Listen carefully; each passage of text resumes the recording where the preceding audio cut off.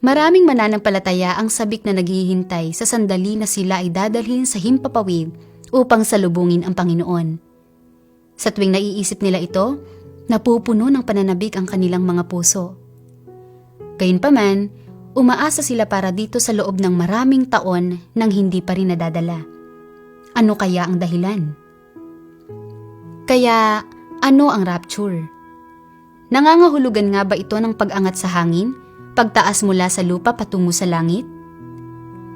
Maaaring sabihin ng ilan na malinaw na isinasaad sa 1 Thessalonica 4:17. Kung magkagayon, tayong nangabubuhay na nangatitira ay aagawing kasama nila sa mga alapaap upang salubungin ang Panginoon sa hangin, at sa ganito'y sa Panginoon tayo magpakailanman. Oo, sinasabi iyan ng banal na kasulatan. Ngunit iyon ang mga salita ni Pablo. Ano ang sinabi mismo ng Panginoong Hesus tungkol dito? Sa Juan chapter 3 verse 13, tahasang sinabi sa atin ni Hesus, "At walang umakyat sa langit kundi ang nanggaling sa langit. Sa makatuwid bagay ang anak ng tao na nasa langit." Karagdagan pa sa Pahayag chapter 21 verse 3 ay nagsasaad, "Narito ang tabernakulo ng Diyos ay nasa mga tao, at siya'y mananahan sa kanila, at sila'y magiging mga bayan niya, at ang Diyos din ay sasa kanila, at magiging Diyos nila." Paano mo binibigyang kahulugan ang mga talatang ito? Naniniwala ako na ang marapture ay hindi tulad ng ating iniisip, kung saan darating ang Panginoon upang iangat tayo sa hangin. Dahil, maliban sa pagkakatawang tao ng Diyos mismo, walang sino man ang maaaring umakyat sa langit. Sa pagbabalik tanaw kina Adan at Eva bago ang katiwalian ni Satanas, hindi sila pinaakyat ng Diyos sa langit, ngunit inilagay sila sa halamanan ng Eden upang manirahan sa lupa.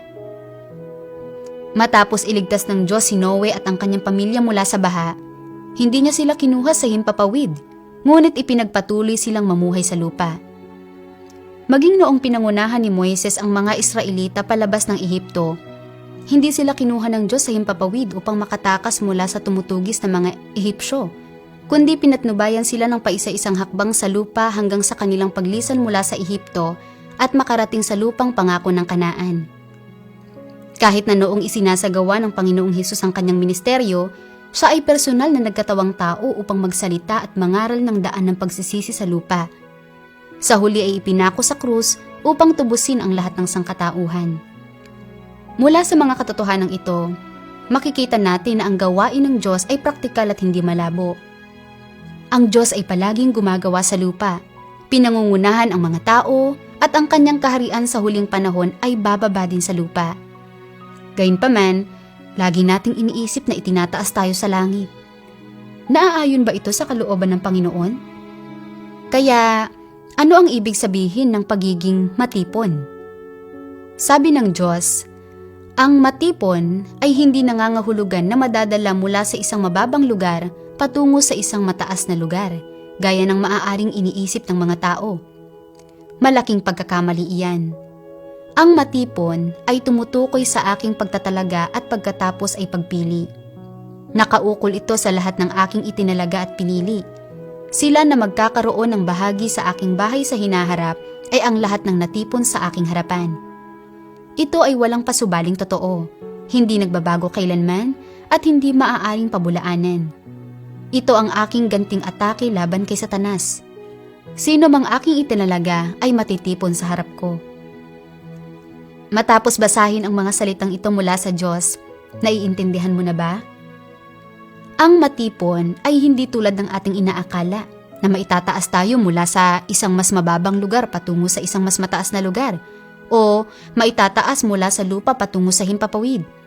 Ito ay hindi bilang isang hindi pangkaraniwan o malabo gaya niyan. Ang ibig sabihin ng matipon ay kapag nagkatawang tao ang Diyos bilang anak ng tao at pumarito sa lupa upang magsalita at gumawa.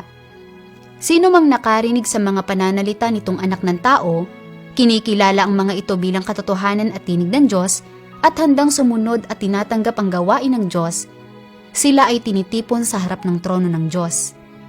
Tulad noon, nang dumating ang Panginoong Hesus upang isagawa ang gawain ng pagtubos, ang mga nakaririnig sa mga salita ng Panginoong Hesus bilang tinig ng Diyos, tinanggap at sumunod sa kanya tulad ni na Pedro, Juan at iba pang mga disipulo. Sila ay natipon sa harap ng presensya ng Diyos.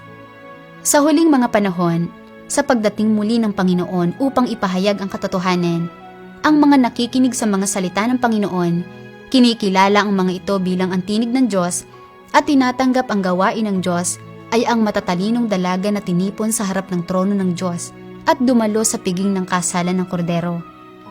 Kung isa sa alang-alang ito, hindi ba't ang konsepto ng na madala sa himpapawid upang salubungin ang Panginoon na pinanghahawakan ng maraming tao ay masyadong hindi makatotohanan at walang katotohanan? Mga kapatid, naiintindihan na ba ninyo ngayon kung ano ang tunay na kahulugan ng matipon?